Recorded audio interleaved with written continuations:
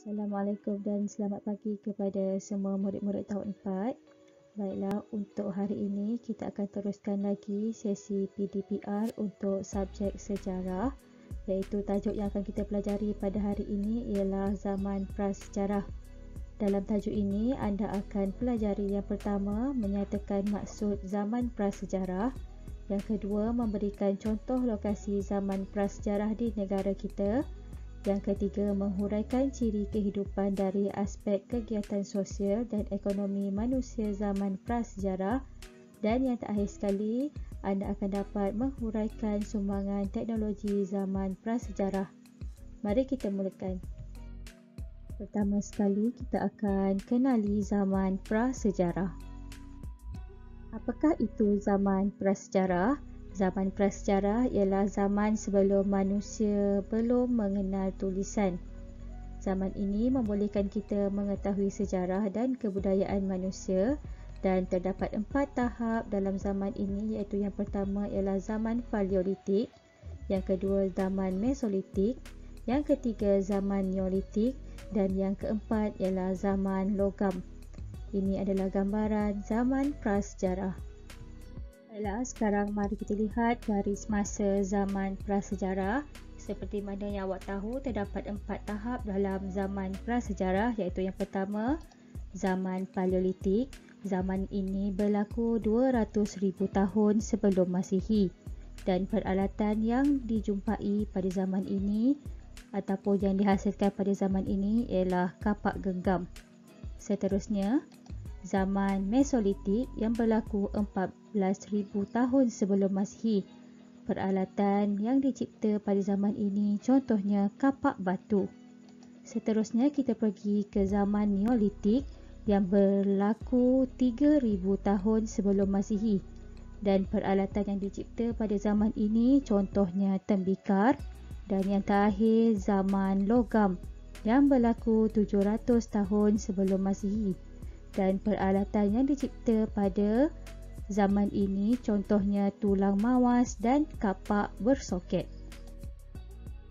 Lokasi zaman prasejarah di negara kita. Baiklah murid-murid, lokasi zaman prasejarah dikenal pasti berdasarkan penemuan artifak di tempat tersebut. Jadi yang pertama sekali, mari kita lihat peta negeri Sabah dan Sarawak. Sebelum itu, mari kita lihat petunjuk. Yang berwarna merah ialah lokasi zaman Paleolitik, yang berwarna biru ialah lokasi zaman Mesolitik, yang berwarna ungu ialah lokasi zaman Neolitik, dan yang berwarna hijau ialah lokasi zaman Logam. Jadi, mari kita lihat lokasi yang pertama, iaitu Gua Niah Miri Sarawak. Ia ditandakan dengan warna merah. Jadi, ini ialah lokasi zaman Paleolitik. Seterusnya, Bukit Tengkorak terletak di Semporna Sabah, telah diwarnakan dengan warna ungu. Jadi, ini ialah lokasi betul, lokasi zaman Neolitik. Seterusnya, mari kita lihat lokasi zaman prasejarah di Semenanjung Malaysia. Kita boleh lihat lokasi yang pertama ialah Bukit Jawa, Lenggong, Perak. Ia telah diwarnakan dengan warna merah, jadi ini ialah lokasi zaman Paleolitik. Seterusnya, kita dapat lihat lokasi yang kedua ialah Gua Kecil yang terletak di Raub Pahang. Ia telah diwarnakan dengan warna ungu, jadi ini ialah lokasi zaman Neolitik. Dan yang seterusnya, Kampung Sungai Lang, Banting, Selangor, di mana gendang gansa yang dijumpai di Kampung Sungai Lang, Banting, Selangor merupakan artifak di lokasi tersebut. Lokasi ini telah diwarnakan dengan warna hijau, jadi ini ialah lokasi zaman Logam. Baiklah, seterusnya Sungai Tembeling, Jerantut, Pahang telah diwarnakan dengan warna hijau. Jadi ini ialah lokasi zaman Logam.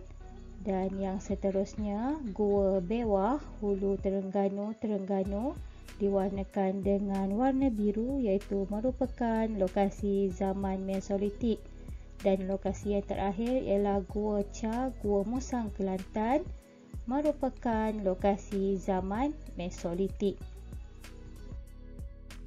Kehidupan manusia zaman prasejarah. Baiklah murid-murid, kegiatan manusia pada zaman prasejarah boleh dilihat daripada dua aspek, iaitu yang pertama, kegiatan sosial.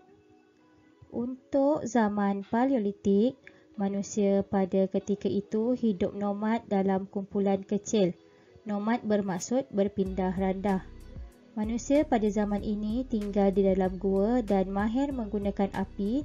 Tujuannya adalah untuk menghalau binatang buas. Pada zaman Mesolitik pula, manusia masih hidup nomad dalam kumpulan yang kecil iaitu berpindah randah, dan mereka tinggal di dalam gua, pesisir pantai dan muara sungai. Pada zaman Neolitik pula, manusia mula hidup menetap dalam kumpulan yang besar, dan pertempatan mereka ataupun tempat tinggal mereka adalah di lembah sungai dan pesisir pantai. Manakala pada zaman logam, manusia hidup menetap dalam kelompok yang lebih besar, dan di dalam kelompok ataupun kumpulan itu mempunyai ketua. Mereka juga mengamalkan adat dan upacara yang tersusun. Seterusnya, mari kita lihat kegiatan ekonomi manusia zaman prasejarah. Yang pertama, untuk zaman Paleolitik, manusia pada zaman ini menggunakan peralatan daripada batu. Mereka juga mengutip hasil hutan dan memburu haiwan. Dan manusia pada zaman ini berkongsi makanan kerana mereka tinggal dalam kumpulan yang kecil. Seterusnya, untuk zaman Mesolitik, manusia pada zaman ini menggunakan peralatan daripada batu yang lebih baik buatannya berbanding zaman Paleolitik. Manusia pada zaman ini juga mengutip hasil hutan, memburu haiwan dan menangkap ikan. Dan mereka juga melakukan perkongsian makanan. Pada zaman Neolitik pula, manusia pada zaman ini menggunakan peralatan daripada batu yang lebih kemas, dilicinkan dan mempunyai pelbagai fungsi. Manusia pada zaman ini melakukan aktiviti bercucuk tanam, menangkap ikan, menternak haiwan dan menghasilkan tembikar tanah. Mereka juga menjalankan aktiviti perdagangan secara tukar barang ataupun kita panggil sebagai sistem barter dan pengkhususan kerja. Dan pada zaman yang terakhir iaitu zaman logam, manusia pada zaman ini menggunakan peralatan yang diperbuat daripada logam. Perdagangan dan pelayaran menjadi aktiviti utama, dan aktiviti perdagangan secara tukar barang ataupun sistem barter semakin berkembang. Mereka juga menjalinkan hubungan dengan kerajaan luar. Sumbangan teknologi. Baiklah murid-murid, manusia prasejarah mencipta peralatan bersesuaian dengan keperluan pada masa itu. Peningkatan teknologi pula mendorong kehidupan manusia menjadi lebih baik. Mari kita lihat perkembangan teknologi dalam kehidupan manusia. Yang pertama, perubahan dalam pertanian. Pada masa dahulu, manusia menggunakan peralatan asas seperti batu dan kayu, dan pada masa sekarang, manusia menggunakan jentera untuk meningkatkan hasil pertanian. Yang kedua, perubahan dalam komunikasi, di mana pada masa dahulu manusia menggunakan lukisan, asap dan bunyi untuk berkomunikasi. Dan pada masa sekarang, manusia menggunakan alat komunikasi moden bagi memudahkan dan mempercepatkan urusan. Contoh alat komunikasi moden ialah telefon bimbit dan komputer. Bagi perubahan dalam sistem pengangkutan pula, pada masa dahulu manusia menggunakan perahu yang diperbuat daripada batang pokok untuk bergerak. Manakala pada masa sekarang, manusia menggunakan kapal yang lebih selamat dan menjimatkan masa semasa di sungai ataupun lautan. Baiklah, untuk yang terakhir, perubahan dalam keperluan rumah. Pada masa dahulu, manusia menggunakan kayu api untuk memasak. Dan pada masa sekarang, manusia menggunakan dapur elektrik yang lebih mudah dan selamat. Murid-murid, kita telah selesai mempelajari tentang zaman prasejarah. Mari kita imbas kembali apa yang telah kita pelajari.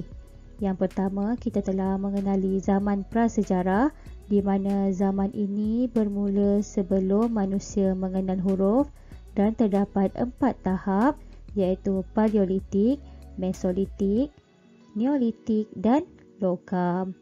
Yang seterusnya, kita telah mengetahui lokasi zaman prasejarah di negara kita, dan lokasi ini dikenal pasti melalui penemuan artifak peninggalan manusia. Contoh lokasi zaman prasejarah ini ialah di Gua Niah. Yang ketiga, kita telah mengetahui kehidupan manusia zaman prasejarah. Kehidupan ini boleh dilihat melalui kegiatan sosial dan ekonomi. Dan yang terakhir sekali, kita telah mengetahui sumbangan teknologi, di mana pembaharuan dalam bidang pertanian, komunikasi, pengangkutan dan peralatan memudahkan kehidupan manusia. Baiklah, untuk latihan pada hari ini, cikgu mahu kamu buat aktiviti dalam aplikasi WordWall. Dan setelah selesai menjalankan aktiviti, cikgu mahu kamu hantar markah kamu kepada cikgu melalui WhatsApp secara personal. Selamat maju jaya, cikgu ucapkan kepada kamu semua dan jumpa lagi pada kelas yang akan datang. Sekian, terima kasih.